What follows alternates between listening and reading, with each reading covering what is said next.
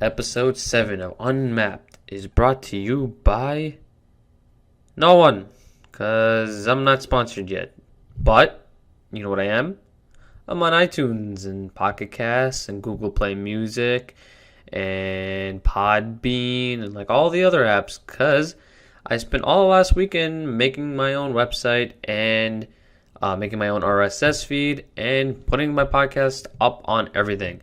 So if you guys have not listened to any of the episodes yet, you no longer have an excuse that it's just on YouTube and you don't want to listen to it because it's going to be in the background and you're lazy and you don't want to just have a tab open on the side there. Unless you just don't want to hear me talking, but I get that too. But anyways, yeah, I will be uploading all of my podcast episodes there slowly. As of right now, only episode 1 is up there, just because of the fact that I wanted to do a test run before I actually started putting out all of the other episodes. But all of them will slowly but surely end up on my RSS feed and on all of the podcast apps that are out there. But for those who are listening to this episode and have been avidly following me making these episodes, thank you. I love your faces, and I appreciate you being here. And now I'm going to tell you who I'm talking to on this one. I'm talking to an interesting character with a background in background in business operations. He's a 20-year-old. He's a senior, super interesting guy with very, very out of the norm experiences. Yeah, we talk about a lot of stuff, so enjoy. So I couldn't hear myself in my ear. That's another thing that happens is that when I have my headphones in, when I'm listening, I hear myself and then I hear you guys through the mic. So I don't hear myself like talking. Yeah. It's like, that's why I was telling you, you know how I was telling you that this is kind of like a, what was the word that I used? Out of body experience? Not out of body. Euphoria. Euphoric, yeah. It's euphoric because when I have the headphones in, I hear my voice first and then I hear other people's voices. So it's kind of weird. Where was your class at? I feel like I was like walking you like in the complete opposite direction. No, I realized that as I walked to your class, to the building that you had to go, that I actually had class in Harriman, which is word, it's like right next to it. Before. Yeah, before. Yeah. I wasn't paying attention to where I was supposed to go, and I just ended up going past my class. Do you always do these with the lights off? Yes, because I feel as though if I had a podcast and it was light, and I was just looking at their face the entire time with light, the vibe would be kind of weird. I feel like it wouldn't be the same. So where it's like a dim light LED scenario where it's just like, hey, okay. I like that. I like that. That's cool. Put thought into this. Yeah, I want it to be a nice environment where a person will feel very comfortable having a conversation in. Yeah, that makes sense. It's conversation vibes, you know? Yeah.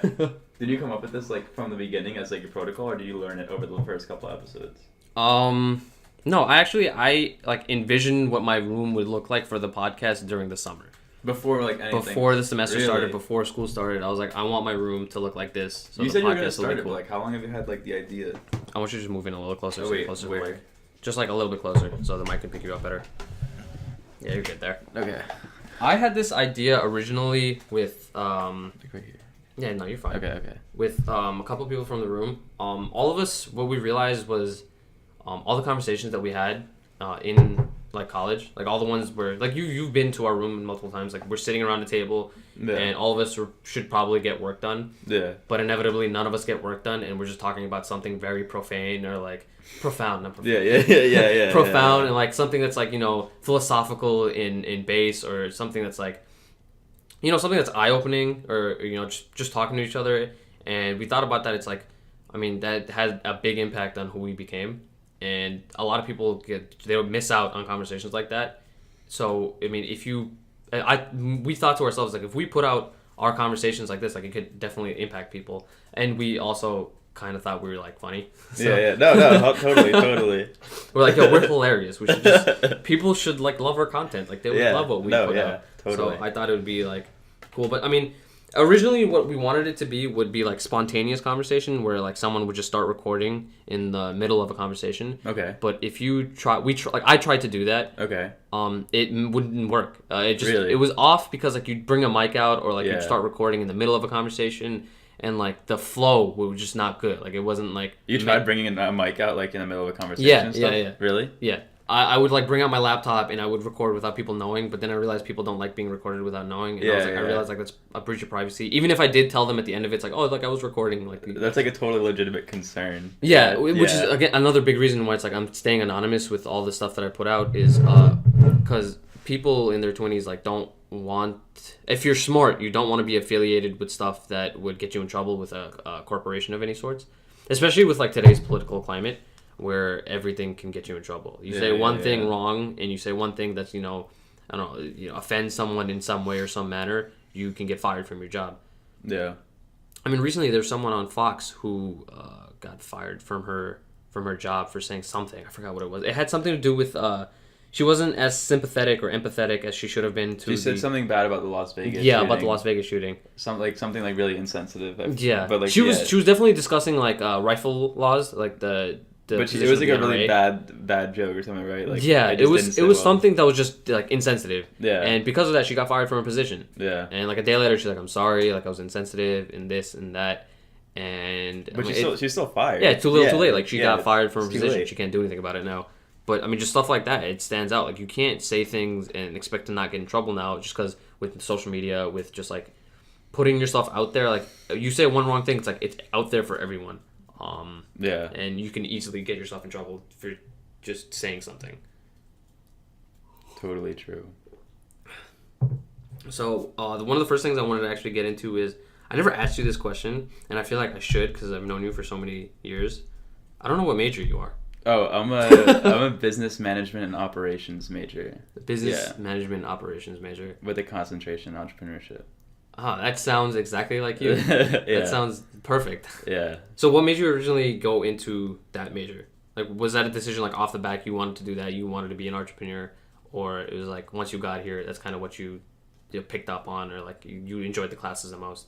Yeah, like, so I started, I started high school wanting to become a vet. So I went to like an out-of-district school, like 30 kids were accepted to this program, like out-of-district. Like I got bused like 45 minutes each way to the school. And like a year into this program, like I started shadowing vets, and there was like 3 vets that I shadowed, and at the end of the first day with the 3rd vet, like I saw a dog get put down. Oh, you couldn't. And that was it for me. Like I saw the family crying. Like I saw the assistant, like the vet tech that was next to me, just crying over like this random like dog, and I was like just sitting in the waiting room watching the family. I was like in sophomore year of high school. Yeah, but I was like crying. I was just like like what am I supposed to do? So I was like, I can't be a vet. So I did all 4 years of high school like pre-vet basically.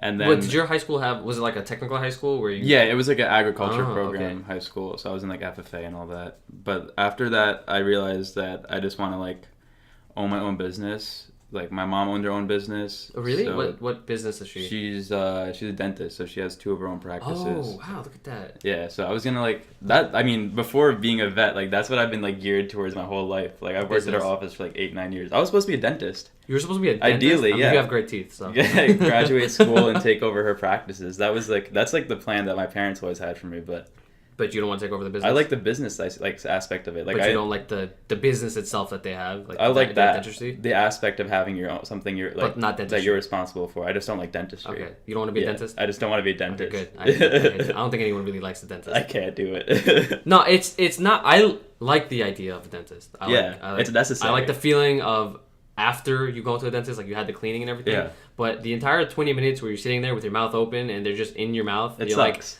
like yeah, you got it. Yes.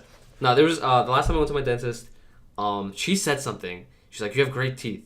And I was like, "Thank you," but my mouth was still wide open with like the thing that sucks the water. Yeah, the suction, yeah. And I was trying to say thank you, and I realized right after I said thank you, I'm a goddamn retard for trying to say thank you with that in my mouth.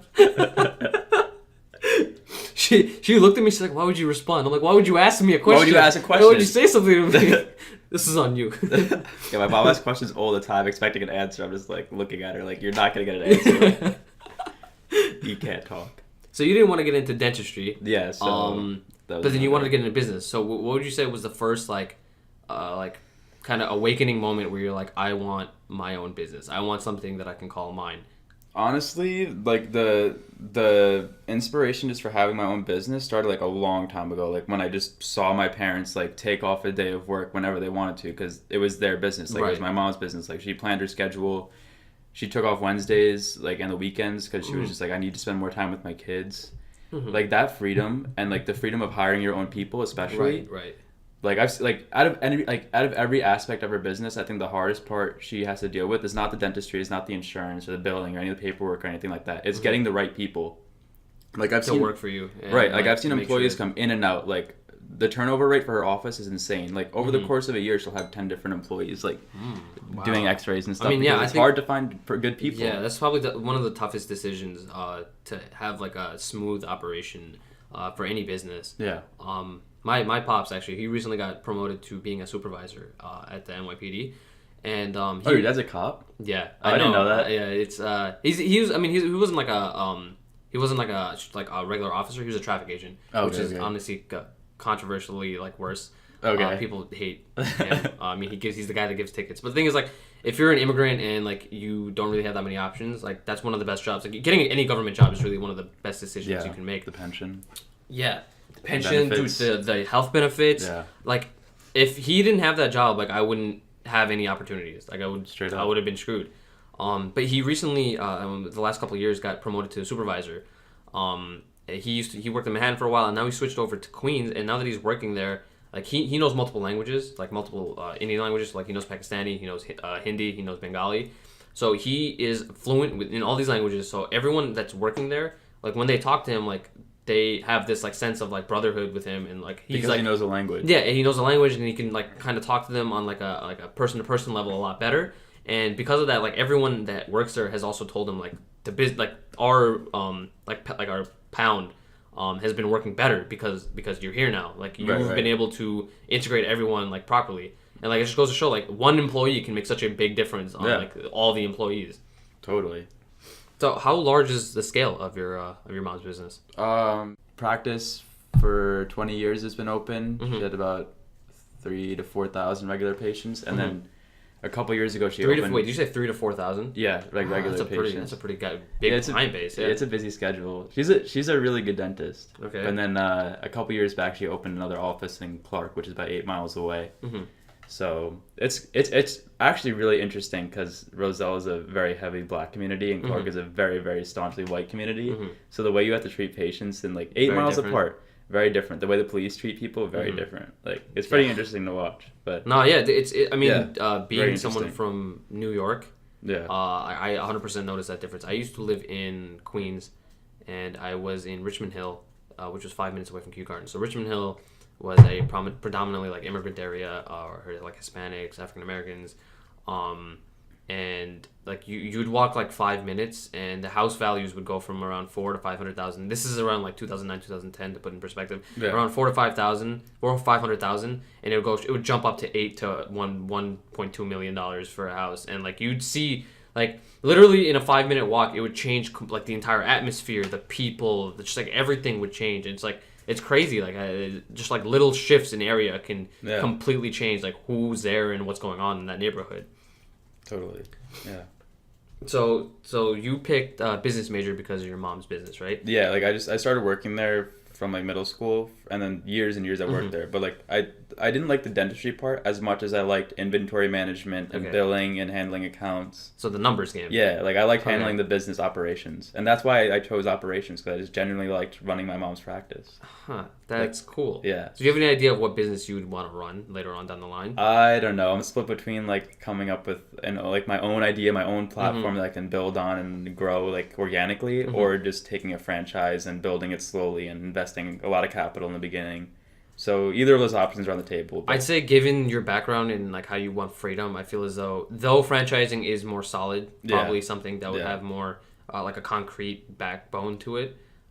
Probably starting off like something organic of your own would be something that's what I want, you'd ideally. prefer, because it'd be your child. Like you'd have this is mine, I made this. No Like one you're else did completely this. responsible for that. But that would be a lot more work. It would totally. be starting A lot it more from risk. scratch, from nothing, like just grinding. I've had this discussion with a lot of people where I tell them it's like I don't want a job, and every time I've told them that I don't want a job, they start getting fearful for me.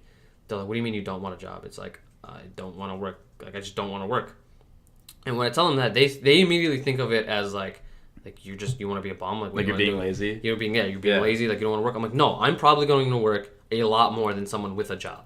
Like inevitably, like I would be like every single day would be like 12, like 15 hours of like me doing something, but it's like something that I want to do, something that's like I know that I'm doing this for me. Like you're investing in yourself. Yeah, right. It's not something for anyone else, not for a company, not for a corporation. It's for me. It's for my company. And yeah, exactly. Like it's gonna be more difficult. I'm not saying that I don't want to work. Like that's the harder route to take. Yeah. It's not like I don't want to like put in work. It's just the fact that I don't want to have a job or like quote unquote like like a career. Or, I get what it. I mean? I get it. Yeah, definitely. And I think today more than like our past, it's been a lot more common where it's possible to do that. There's been way more startups, way more people who have been starting their own companies. They're doing their own thing. They take control of like what they want to do, and I don't know. I think it's more possible now. With stuff like GoFundMe, things like Kickstarter, things just like there are people who can support you. You know what I mean? Yeah. Before, like back in the day, if you want to start a company, it's like it's just you.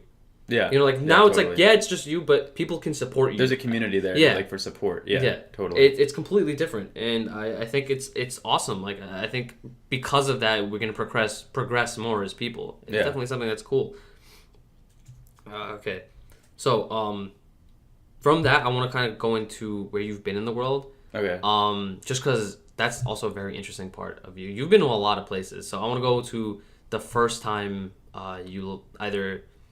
I don't want to say just left the state, but I want to say like the first time you really went like out of your comfort zone to somewhere, different. Like destination wise? Yes. Okay. So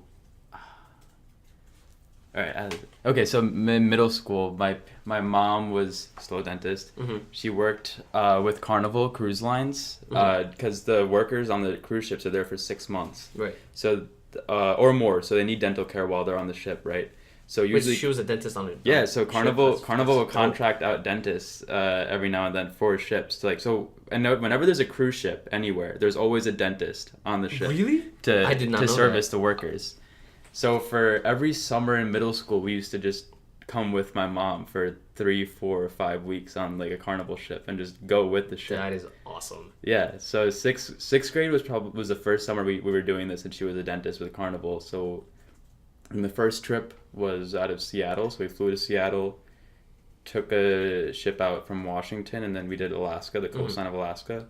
So it was like the first time I was really like on a boat, like completely away from home, just like on the other side of the country, like in a completely different atmosphere, completely different animals, completely different people. Like it was crazy. I learned how to swim on that trip, but I think that opened my eyes to like what's out there. Like you meet people that like have lived in like the same town their entire life from birth, and then you meet people that have like traveled, gone out of their state, have gone out of their country. And like even if they're twins, right? Like in this hypothetical, if there's twins and one of them lived in the town and one of them traveled, and you talk to them after 40 years, like they're gonna be different people. They are gonna be different. Travel people. changes you. Because travel isn't just travel. Travel it means people. It means culture. It means just everything. Like you completely change, every single aspect of what you kind of absorb, what you get to take in, what makes other people. Right. Like I'm taking this phenomenology course right now, and I love talking about philosophy stuff. Like it's really interesting stuff to me. And one of the things we're talking about now is Husserl. He talks about meditation. I think it's called. I want to say Husserl's Meditations. I forgot the name of the book. Cartesian Meditations. That's what it is. But in his fifth meditation, he starts talking about people. And so one of the problems in phenomenology or philosophy is the idea of solipsism. So solipsism is the idea that nothing exists outside of your own ego. So like everything that's made is like your brain. Like your brain is making this. Like you're kind of in a trip, right? Okay. So he starts arguing against this, and he starts saying stuff like if when you talk to another person, you start realizing that person is a psychophysical being who is experiencing the world just as I am. So like when I'm talking to you right now, like I'm looking over you, I'm talking to you. Right. Like I see you and like I'm talking to you and I know that you're like I assume that you're processing what I'm saying and then you're saying something back to me. But from your end, you're looking at me, you're processing things I'm saying, and then you the rebuttal. exact opposite. Yeah. Yeah. So that form of like thought process, like realizing that every person, you know, has their own set of experiences, that lets you think about people in a sense of like they're not just a person, they're a person with a story. Right. And like that's like that's like the main. I repeat this every time, I feel like, but that's the premise of what I'm doing here. Is like everyone has their own story. Right. So like I mean, like when you're traveling, like you meet all these different people with all these different stories, and like they have so much to offer. Every person has so much to offer. Totally. So yeah, that, you know, life's a trip. The thing that's it's weird is that the people in this class that I'm taking, I feel as though they kind of not struggle, but like it's difficult for some of them to grasp what's going on in like the. So what's a good way I can put it? So the readings are not complex, but to really understand what's going on in them, I feel as though there's you have to understand different states of like consciousness to really understand it. So I think I don't think it's impossible, but I think it's difficult for someone who's always been sober to really think about kind of an out of body experience. You know what I mean? Yeah. I get that. Yeah. So with that, I'm gonna segue into this is like one of the central points in this conversation with you is drugs. And I don't like using the term drugs. I think it's a hard word. It gives this negative connotation. So I'm just gonna say like I don't know, you know, street pharmacist and stuff, you know. So I just want to go into like when you first started experimenting with any form of like mind altering substance. Okay. Let's see. I first started smoking weed, I guess, junior year of high school. With my brother was the first time I smoked weed on a concert line. Really? For Oxymoron tour. But I really didn't do anything else until college, right? And then once I got to college, it kind of just opens your horizons to like what's out there and, you know, what people experience, and you like learn a lot about other people and other people's experiences. So I think that's one of the things that, you know, kind of pushed me to want to know what other people experienced. Mm-hmm. I think that's like the genuine motive for a lot of people doing things that they've never done before is just other people have done them and they tell you, you know, what it's about, and you're just like, I want to try that for myself. I guess that is an interesting. I never really thought about it like that. That other people have done it, hence like I kind of am interested because like a lot of people who I have talked to, who have smoked or who have, you know, who've done substances, they'll say like I googled like, you know, what happens when you do this, like what are the negatives, what are the positives, like what's it for, you know, like they like look into it. It's just like, right, they did it for this, like I wonder if I should do it for that, like I wonder what would happen if I did it. That's an interesting point. I mean, yeah, it's the more now that I'm a little older and I've gone through like a phase of just doing hallucinogens like that, I think it's just kind of reached a plateau, and I mean it just made me more open to things, like more open to trying new experiences. I'm not like afraid to try new things. Like now that I'm, you know, traveling more, it's opened my eyes to what's really out there, like, you know, doing hallucinogens like in other countries with like, you know, strange people with different languages and things like that. That is so like it's interesting. It's really opens your eyes. Yeah, I don't know how to put that into perspective because you're 20, you know, like you're not even someone who's like in their mid 20s, like you're just starting life, like, but you've experienced certain things that a lot of people probably have never experienced ever in their lives. I mean, okay, before I like start jumping into this like rabbit hole is so when was the first time you actually took like a hallucinogen outside of marijuana? Because marijuana, like weed, I don't really consider it like that heavy of a substance anymore, given the fact that like it's criminalized. People think of it as something that is something more than it really is. I mean, now it's, you know, starting to become legalized. People are trying to see the health benefits of it. Like, you know, it's not really that psychoactive of a drug, even though, I mean, given if you haven't done nothing else, it is very psychoactive, but but I think the ones that would really change someone's, perspective, really, change your state of consciousness, would be like heavy, like hallucinogens. So when was the first time you did like a heavy hallucinogen, something that like really affected, your mental state of being?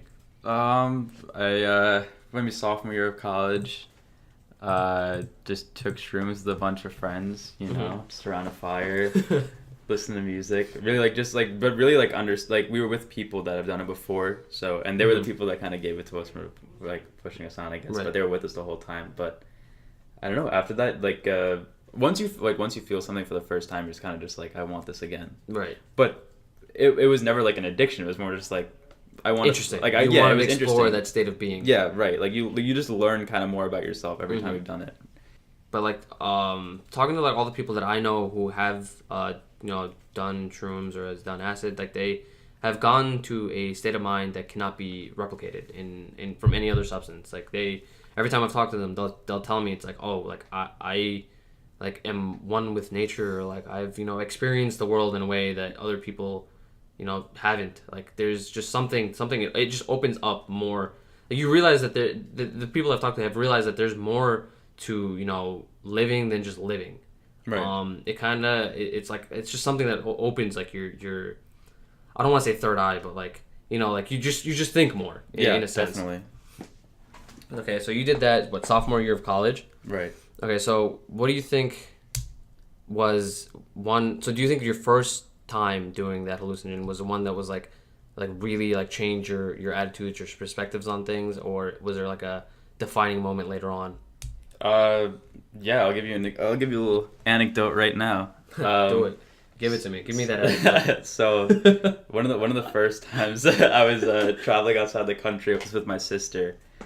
We were spending 3 weeks in Peru. She was doing 2 weeks medical consult, assessing pregnant women in Cusco, which is it's the last stop that the buses will take you before Machu Picchu, and it's like the cultural center for the Mayans in Peru. So we were there for 2 weeks.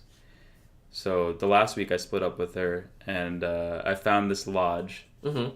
Like downtown Cusco, second floor of a bakery. Walk up the stairs, find this like nice old white guy, who ran a clinic on the border of the Amazon rainforest for ayahuasca, and I talked to him for like a couple hours. Wait, have you done ayahuasca? Yeah, I did it in Peru. Really? Yeah, with this guy. Okay. Yeah. Wow, So, I didn't see that coming. yeah.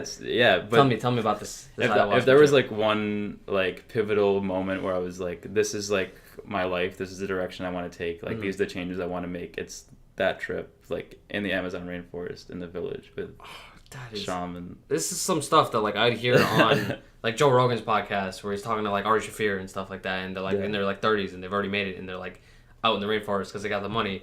That's crazy that you've done it at such a young age. I feel like that completely changes the path that you're gonna go on. What was the process of doing ayahuasca? Because from what I know, from like what I've listened to, like obviously I haven't done it. I don't know people who have done it until now. But it's like you have to take what is it, the tea from like the tree branches, but you also have to eat something. So it's okay. So basically, well, first of all, I just want to say, like, if I could redo this over, I would take it like way later in my life, like when I was 30 or 35. I think I was way too young for it. Even the group I was there with, there was 8 of us, and I was the youngest by like 7 years. I think out of all of us. I mean, what were you, 19 at the time? I was 19 at the time. That's.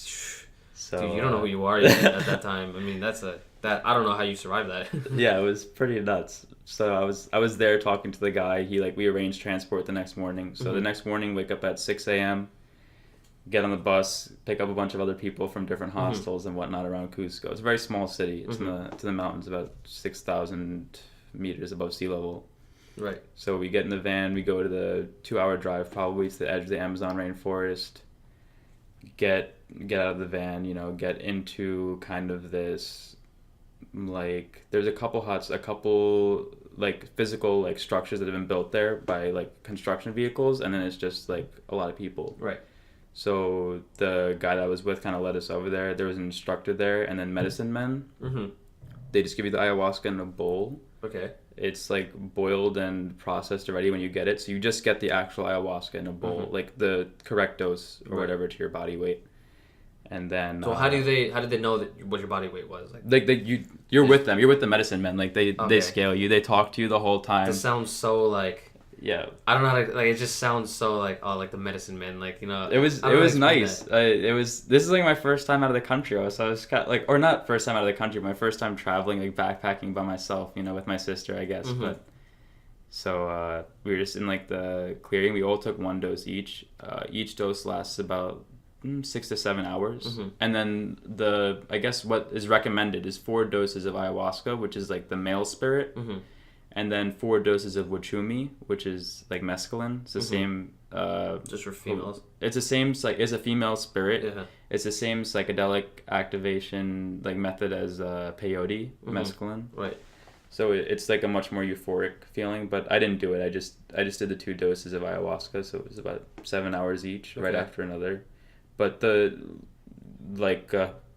actual trip, I mean, I don't really know how to explain it. I think No, you can't. No, you can't. it'd be like that's understandable. I think it's something that maybe people should experience at least once. Maybe not ayahuasca. I think people should trip at least once in their life. I think so. I think on a well, hallucinating. I believe people should work their way up. It's just like Yeah. like No, anything else. totally. Like you can't just floor it immediately. Totally. But you'll Um, understand that other planes like exist. Yeah, I okay. Yeah, that makes sense. I guess. So you didn't have to like eat any. I thought there was a substance that you had to eat so that your body would actually digest the ayahuasca. Or is that I might didn't be eat thinking anything. of I might be thinking of DMT. Maybe, yeah. I mean, this is the same chemical, right. Okay, I might but be thinking yeah, of DMT. you might have to. Yeah. Okay. But yeah, that's like the first I guess really pivotal trip I had. Like there was like So what were your biggest takeaways from that trip? Like what changed? Do you think? I mean I was 19, so there's not really like my life has been pretty good, pretty solid. I Just, like, followed the path. Nothing so, crazy. Yeah, I just had a greater appreciation for my family, I think, Mm-hmm. and a greater appreciation for where I was in life at the time, Mhm. and like what the future holds. Like hope for the future, I think, is something that I learned throughout that course. But it was like a day and a half. I was out on the edge of the jungle, came back, and that was it. But definitely one of the most interesting things I've done in my life. That's awesome. Yeah. I mean, that's so different. No one else Yeah. can tell me that story. And I mean, that's something, man. So you said you've been to the Amazon, you've been to cruises. Yeah.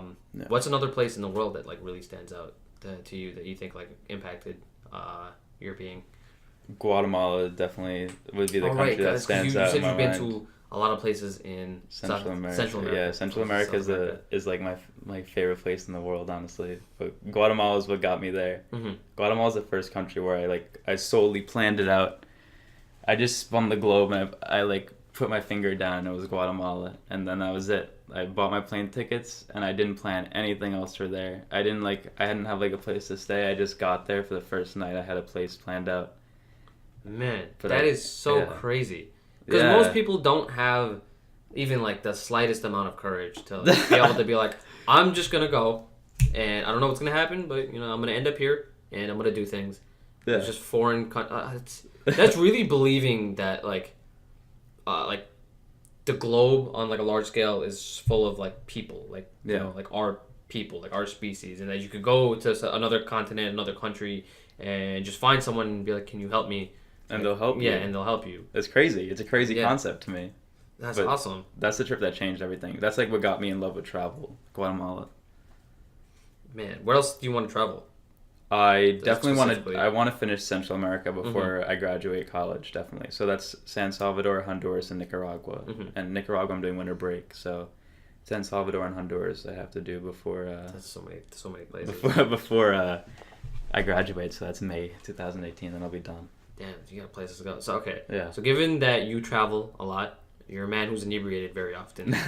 But you're also a man that gets a lot of work done. Yeah. And like this goes back to like how I hate the word of like drug, like using any substance as a drug. I hate that because there's such a harsh like kind of tone to it where it's just like, oh, like you're doing something wrong. But the thing is, like, you get your work done. You've held many positions. You've worked. I mean, you're a contributing member of society. Yeah, totally. So I want to go into just like some of the stuff that you've done. Positions you kind of held, or your kind of relationship with substances and like its effect on your ability to get work done. Because I know that you're like, again, like I didn't know your major, but I know that you've always gotten your work done. It's not like you're a bad student or anything. Like you get your stuff done. So I definitely, I mean, doesn't negatively impact everything that you do. You're making decisions right. So I just want to go into that. Yeah, I mean, freshman year, my GPA was pretty horrible. It was like a 2.1 something. Okay, so you're hanging on. Yeah, I was hanging on but- there for the first 2 semesters, and then after that semester, I realized it's really all about time management. So No, it is. getting your work done for the day. Like I start every day off with a list. List down what has to be done that day. Like no matter what. Like I will not go to sleep until that work is done. And then I have Always work gotta have a list. that's going to be done later on in the week. But the work that's done that day is Has to done be that done. day. I will not sleep until that's done. So Damn. and like basically once you have that and you set like not goals for yourself, but I guess like like a little to-do perimeters. list. Like Yeah. you do these things before you do other things. But right? not like this is because I do the same thing. I actually just picked up my list and showed it to him. But I did this all of last year, and last year was the best academic year I've had in my college career. It can't be vague goals. Like every goal has to be very specific to the day, something that you can finish, something that that like you can kind of track. Like sometimes I'll write down it's like start this assignment, and then like I'll write my name on a Google Doc, and I'll be like, oh, I mean I started it. And I'll close it. Yeah. like I realized I has to be a specific like goal oriented task, something that you can track and know that you'll be able to get done in a day. Like it has to be realistic. Right. Smart goals. Yeah. Keep them realistic. So when did you start implementing like time scheduling, and how did you implement it? I mean, as far as drug usage throughout this period, it's kind of just what can you take and give and keep the things that you want to do. So once you realize that you have a certain amount of time in the day and then take out sleeping and eating, it's really just how much work can you fit into like every minute. Right. So I think last 2 semesters, I literally like budgeted out my day by the minute. Really? And looked at what time I was wasting, like what time I was spending at certain things. So I mean, you talk to like any life coach, and you tell them that one of the problems you have is a busy life, or you have too many things to do. The Yeah, first it's thing getting they'll tell you is to budget every minute, every day, Yeah. and you'll see how much time you're wasting. So I started. I mean, you're running that operations position already. You're Yeah. running it on your life. Yeah, I just want to like if I have 16 hours of awake time in the day, I want those 16 hours to be like the most efficient, like the most value additive hours I can possibly Right. have. So started biking to class. I started cutting down time on like eating. So I would eat when I study. Like I'd read when I eat. And like Really optimizing every task. yeah, like so like I mean you don't really have to give up things that you want to do or that you love to do. Like I love to bike. Like I love to write. I mean like I Really, you like writing? yeah. So what do you write? I Do you write journals from like every country I go to, like 100-page journals, like easily. Really? Yeah, easy. Huh. So like for like That's I just cool. want to like document everything. So pretty much every like hour of every trip I've gone on is documented. But like you don't have to give up things you love. If you really just push things into blocks that you manage, like and you manage those blocks correctly, it's time management is really just a game, and it's really just getting better at it. As I agree with that. I think the best way to look at it is looking at it as a game. Yeah. People look at it as just like, oh, it's another day. It's one more thing to do. It's just like they're it's not like you're not proactive. If you're not proactive, then things are just getting thrown at you. Yeah, You know what I mean? It's like if exactly. you're not really planning ahead, it's like it'll be Monday and you'll be like, I gotta get something done. You'll forget about it. It'll be Thursday and you'll be like, oh crap, I had to do this assignment. And you completely forgot and just thrown at you now. And you're like, I gotta I'm just like rushing to get it done. You're behind now. Yeah. Yeah. So being proactive, that definitely makes sense. Yeah, just try to be up to date. Just try to get everything done on time Right. before. Okay, time. but the one thing is, I know you, and I've known that you can wake up, take a bong rip, and then continue on your day's work. Yeah. Like you're probably the most capable person in terms of like work to inebriation ratio. Like you can get all of your stuff done, but like the thing is like you'll probably be like relatively stoned for like a good amount of it. Yeah, I mean it's taken a couple years to get to that point, but honest, like I mean, smoking is kind of just a routine, it's kind of just part of my life. It's just like a standard behavior that like I engage in. It's not like even something that You really think affects about my work or Really? I think if it like the promise I always made to myself internally, like I haven't told this to a lot of people, but like if smoking affected my work and like I really noticed it and like started affecting my GPA, I would totally quit. Really? Like everything and Okay, that makes immediately. sense. And like, because I'm at the end of the day, I'm here to learn, right? I'm here to get a Yeah. good GPA and get a good job. So, I can't let anything harm that. So at the end Yeah. of the day, if it ever affected my work, totally, I'd be down to stop it. But it hasn't yet. It hasn't, I've been so on the still, dean's why list not? for the last like 3-4 semesters. Hey, there you go. So I mean, That's what's up. yeah, it's really about improvement. I think anything like it just gets So better. when with was practice. when was the last time you were sober for an extended period of time? I was backpacking Costa Rica. I just couldn't find any weed down there. It's a super dry country. So when you backpack Costa Rica? Did it a lot at the end of the summer. I did with my sister. And, last summer? A little bit. So summer 2017? 2017, yeah. Okay. I did Belize in the beginning with my Right, brother. we were talking and about then this before. And then I worked, and then I did Costa Rica with my sister. But They were just dry there. yeah, That's unfortunate. yeah, it's whatever. I was with my sister anyway, so it's whatever. I mean, that's probably a good time. Yeah. What was a site that like stood out the most in Costa Rica? Because I know my uncle has like vacation property out in Costa Rica. Oh, do you know where? I have no idea where. Oh, okay. Yeah, I never asked him. I don't know why I never asked him. I probably should. I could probably go to Costa Rica and just hang out at his like vacation house. Shit, it's I'm gonna nice. find that out now. But Yeah, I don't really know anything that's in Costa Rica. So like, what's like something It's nice. There's a lot of good hiking there. Mhm. We saw a lot of volcanoes. I think something that's Capo or no Monteverde and Santa Elena. They're two towns that are really next to each other, and they're right at the altitude where clouds form. So you have all this water vapor getting collected in this mountain valley, and then it pours over that mountain and goes over Santa Elena and Monteverde. Mhm. So the whole town is built in like a 45-degree grade. Like the whole town is steep. man. Like there's handrails on the sidewalk because you can't walk really without falling. So, but that So it's definitely not handicap accessible. no, totally not. You're in a wheelchair just rolling Just down rolling across the down. town.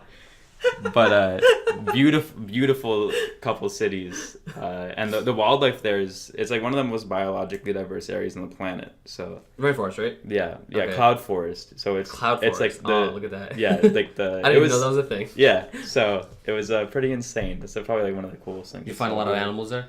Yeah, everything. What Sloths. was the coolest animal? I think sloths probably because like Why? you What's never sloths? sloths only live in like 2 countries in the world. Because And Costa Rica's Costa one. Was Rica the and other? Nicaragua. Nicaragua. Okay. Yeah, that's pretty much it. That's pretty Do much where sloths they live. do it? From what I know, from meme culture and the internet, sloths don't do it. They're just very slow and don't do anything. Yeah, super and slow. apparently they like are not the smartest. So they'll end up just like kind of slowly like going like.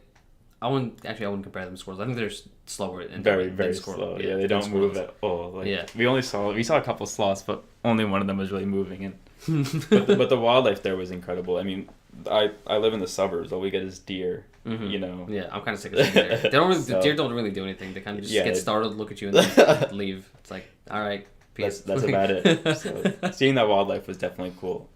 But I think anytime you travel, you see something different. It's worth it. Yeah, definitely.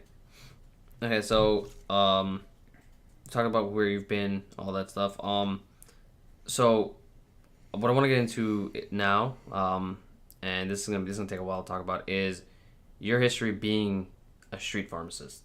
Again, I'm not gonna say I don't like the words. I'm not gonna use that word. But so you started smoking junior year of high school. Yeah, Right? junior year of high school. So when did you make the shift from just smoking to kind of helping people not be dry as well?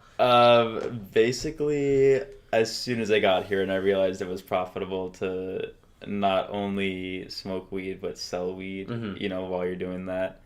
So then you just, you buy an ounce and you smoke a little bit and you sell a little bit and then it just goes up and up and up and then, you're building a client base and you're moving Right. into different industries and you're like The going out to like, different areas. right there. So, I mean, you build, like it's literally like, if there's anything I can say that will get better with practice, I guess, is this. I mean, the more time you spend with it, the better you get. I mean, I feel like more that's well-known anything, you get. really. Yeah, it really is anything. Like practice makes anything better. But I mean, I'm not. particularly proud of like what I did, but it's something I did. I mean, I see it supports me. there's a demand and your Yeah. supply. That's all it Yeah, is. I don't see anything more than that realistically. That's basically all it is. But I mean, there's great risks in it too. No, yeah, obviously. It's just when you And you're someone who cares about his yeah his career path. yeah all like the careers places that you wanna first, go. like grades are first, Yeah. totally.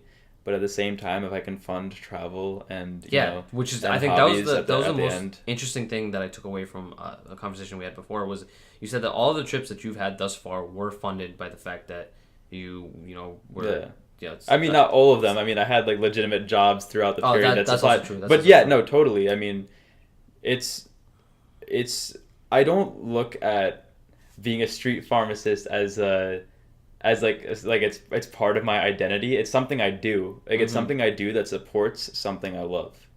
Huh. So it's if it's something that can get me money to ascertain things that I want to do, Why not?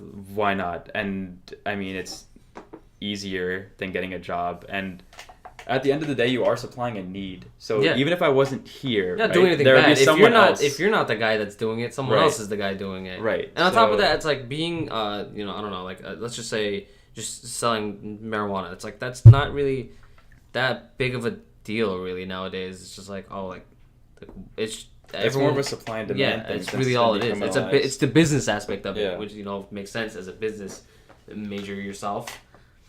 But now I'm getting older, I realize that there's benefits in doing things legitimately. So that's the direction I'm moving in. So what positions have you held thus far, and what positions do you plan on holding later on down the line? Like professionally? Yeah.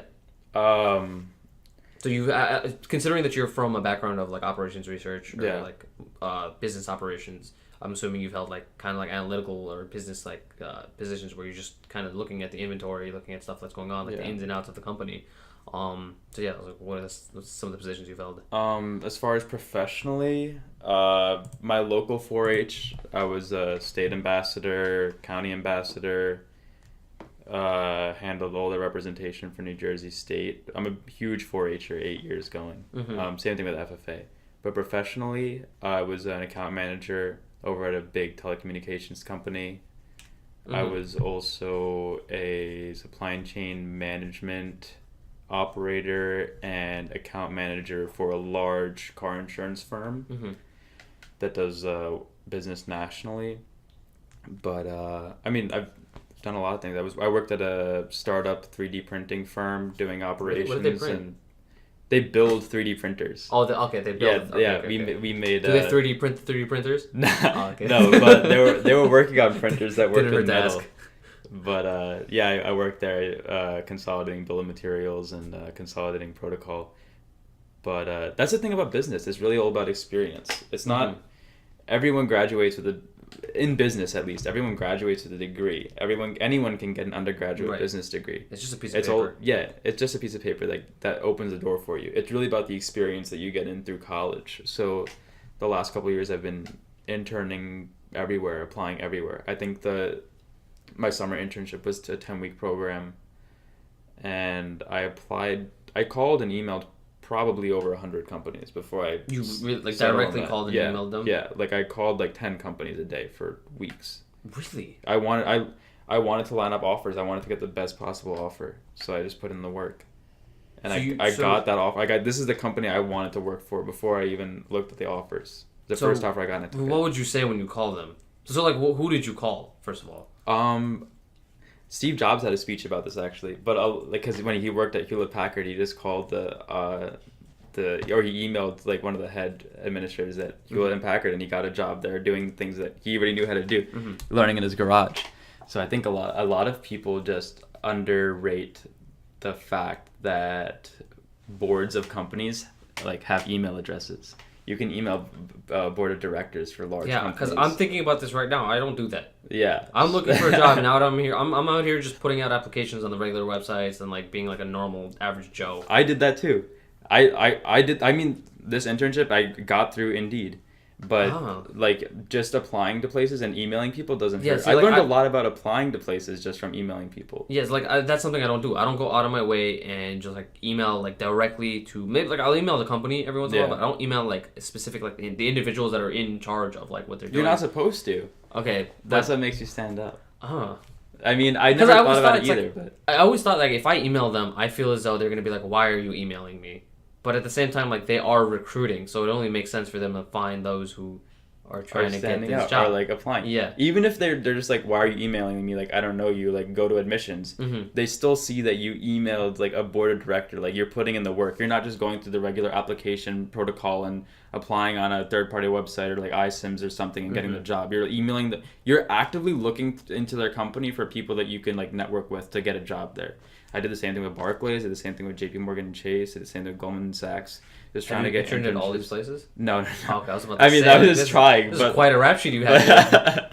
but no, the car insurance company that I wanted to work for was one of the few companies that called me back and accepted me for a job, and it's the company that I wanted to work for. Mhm.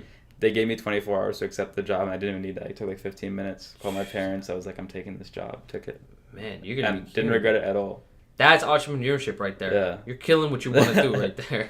That's all it is. 100% fits you perfectly. So, you have a history of business. Your family has a history of business. You've been doing business, both street and actual business.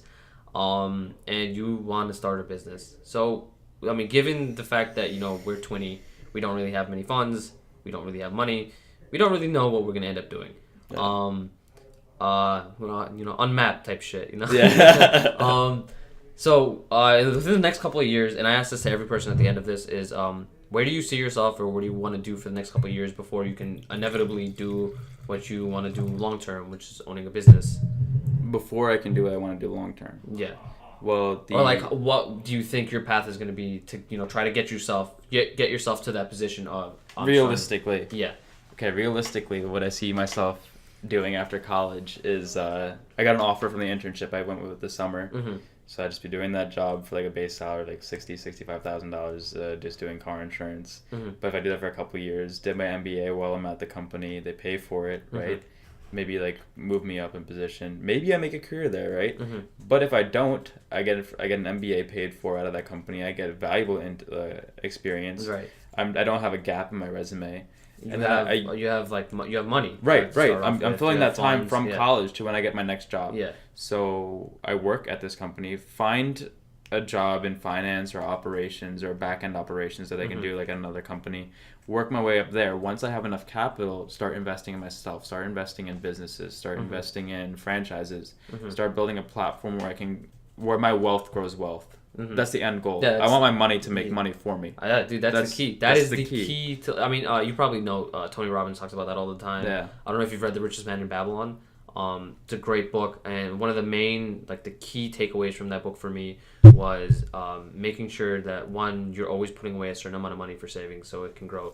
One of the takeaways from Tony Robbins is compound interest, is the power of compound interest, and just like time, and just like making sure your investments, like it's your money making money for you. Like it's not. It's in the background. It's active. It's not something that you're actively doing. It's just passive income. But it's paying dividends. Yeah, like exactly. you're getting that money back. Mm-hmm. Yeah, I think a lot of people don't think about long term investments at our age, but that this is the time to think about long term investments when you're young, when you have a lot of your life. You need to like understand what your investments are going to be in your 20s before you hit your 20s. Yeah. Like when you're in your in your like early 20s and you actually have a career and you're like making money, you need to figure out what you're going to be doing with that money. And you have to have that again, being proactive, like we were saying before. Like you have to have that plan beforehand, because if you're in it and you're just getting money thrown at you, you're just gonna be like, oh, look, money. Exactly. And you're gonna be able to do stuff with it. But I mean, if you go into it and understand, like, I'm going to be making $60,000 to $70,000 to $90,000 more a year. Like I'm gonna be making this much money. It's like you choose beforehand, like what you can do with that money. You can do a lot with it. Right. And if you do it right, like you can end up where you want to be. That's the goal. So save the money, get an MBA. Proper financial management, get my education done. I mean, ideally, if I didn't have a company that was paying for my MBA right out the gate, I would do my MBA later at like 30, 35. Because I don't know, a lot of people that I've talked to that have done their MBA just recommend doing it for the networking. Yeah, not most necessarily- people that I've talked to, they said the MBA is not really as much for the skills that you get from the MBA. It's networking. It's for networking. It's working up like a corporate ladder more so than. Yeah. So like if you're going in an entry level position, it doesn't really, you don't really need it necessarily. But later on down the line, it's like if you really want to, up. If your you want to value. upgrade, if you want to Yeah. like move up in the company, you Yeah. need an MBA. Yeah. So if I get that early on, why not? But ideally, I would get a job right out the bat, like, work my ass Mm-hmm. off. I'm okay working 10 years, like 70-hour weeks, if I 70. can like The provide. man says 70. If I can provide like my family like financial stability later on the line, and I can Mhm. retire at like 55, 60. Mhm. Like I'm okay like working my ass off for 10 years if I can like have a good life for Yeah. the rest of my life. Yeah. I'm totally okay with that. I think hard work, if anything, will give you an appreciation for what you For have. free time. You'll value Yeah. the free time. You'll more. value everything you have. Yeah. So work in your 20s, relaxing, I don't know, like late 30s, and Yeah. stuff like that, and just kind of focus more on yourself and your investments, like personal business growth at that time. Totally. All right, Yeah. That makes sense. All right, that's a good wrap around. All right, man, thank you for being here. Yeah, no problem. Appreciate it. Good talk. Peace out, guys.